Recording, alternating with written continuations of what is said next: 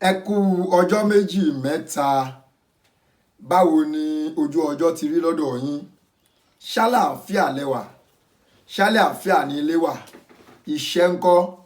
Ẹbí ńkọ́? Ǹjẹ́ a kí yín káàbọ̀ sórí ẹ̀kọ́ èdè Yorùbá wa tòní? Lórí ẹ̀kọ́ èdè Yorùbá wa tòní, èmi atọ́kùn yín ò tí ì yí padà. Ọlárewájú Àyìndé Ọláìyá a tún ti dó lónìí. Lónìí a fẹ́ máa sọ̀rọ̀ lórí lẹ́tà kejì nínú àwọn lẹ́tà álífábẹ́ẹ̀tì èdè Yorùbá tí í ṣe lẹ́tà B. Nítorí pé gbogbo ẹnikẹ́ni tó bá fẹ́ kọ́ èdè Yorùbá ó ní láti kọ́kọ́ mọ àwọn ohun tí ó ṣe kókó nínú èdè Yorùbá. Lẹ́tà álífábẹ́ẹ̀tì la kọ́kọ́ mọ̀ ká tó lè bẹ̀rẹ̀ sí ní kọ́ èdè. Nítorí pé ẹni tí ò bá mọ álífábẹ́ẹ̀tì kò mọ àwọn ohun tí yóò tò pọ̀ tí yóò dodidi. Nítorí náà lónìí a fẹ́ sọ̀rọ̀ nípa lẹ́tà kejì nínú lẹ́tà álífábẹ́ẹ̀tì èdè Yorùbá tí í ṣe lẹ́tà B. Lẹ́tà B òun la máa sọ̀rọ̀ lé lórí lónìí. Lẹ́tà yìí tó jẹ́ lẹ́tà álífábẹ́ẹ̀tì èdè Yorùbá kejì yìí ó lè bẹ̀rẹ̀ ọ̀rọ̀ nínú èdè Yorùbá, ó lè wà láàárín, àmọ́ lẹ́tà yìí kò lè gbẹ̀yìn ọ̀rọ̀ nínú èdè Yorùbá.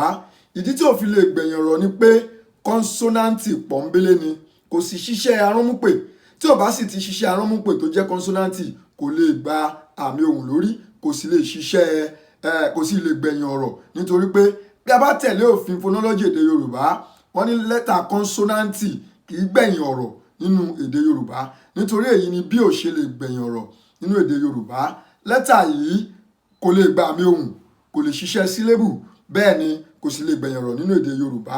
Inú onírúurú ọ̀rọ̀ ni a ti wá lè bá lẹ́tà B pàdé nínú èdè Yorùbá.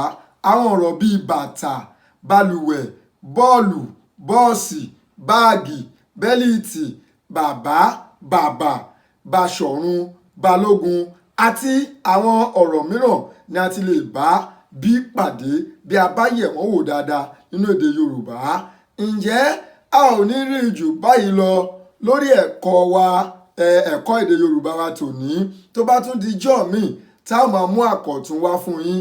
Ẹ̀yin má gbàgbé láti darapọ̀ mọ́ wa lórí àwọn ayélujára wa lórí Instagram, ẹ tẹ̀lé wa lórí @yorubaclinic, lórí Facebook ẹ tẹ̀lé wa lórí @yorubaclinic. Bí ẹ bá fẹ́ yẹ̀ wá wò lórí Twitter a wà ń bẹ̀ lórí Yorùbá_clinic. Tó bá jẹ́ YouTube, Yorùbá Clinic TV òun ni à ń lò. Ẹ̀rọ ayélujára wa tí ẹ ti lè kọ́ èdè Yorùbá, tí àwọn ọmọ yín ti lè kọ́ èdè Yorùbá, tí wọ́n ti lè ṣiṣẹ́ àmúrelé wọn, òun náà ni www.yorubaclinic.com. Kò ní jù báyìí lọ fọ́sẹ̀ yìí. Bó bá di ìgbà mìíràn a máa mú àkọ̀tun wá fún yín. Èmi Ọlárewájú Àyìndé Ọláìyá wípé ẹ wà ní àlàáfíà.